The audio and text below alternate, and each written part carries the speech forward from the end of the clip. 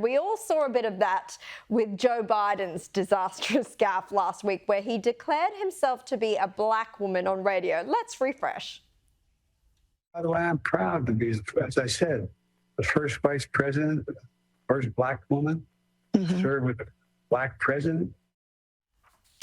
Now, the host of that Philadelphia radio station, Andrea Lawful Sanders, has revealed the White House actually gave her the list of questions to ask Biden ahead of the interview. Here's what she had to say. The questions were sent to me for approval. I approved of them. Okay, so the White House sent the questions to you ahead of the interview? Yes. Okay. I got several questions, 8 of them, and the 4 that were chosen were the ones that I approved. So the White House, Sophie, curated the questions, not something you'd normally do as a news journalist, it has to be send your questions in advance. But all the same, they've curated the questions for Joe Biden and he still couldn't answer them properly.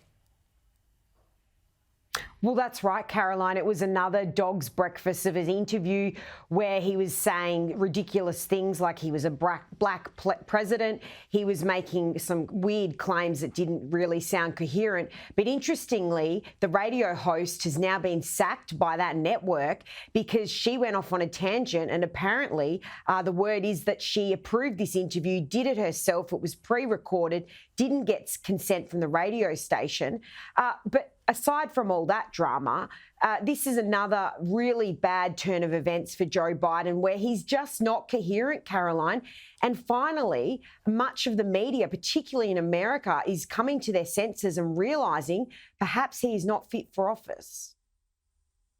Well, look, it was remarkable, and it sounds like the wrong person got sacked there. The person who should be sacked after all this is quite probably what many Democrats would argue is Joe Biden himself, because we saw that interview that he did with the ABC in which was supposed to quell people's fears about him not being in the right state of mind to continue serving another term as president. But the interview did the opposite, didn't it?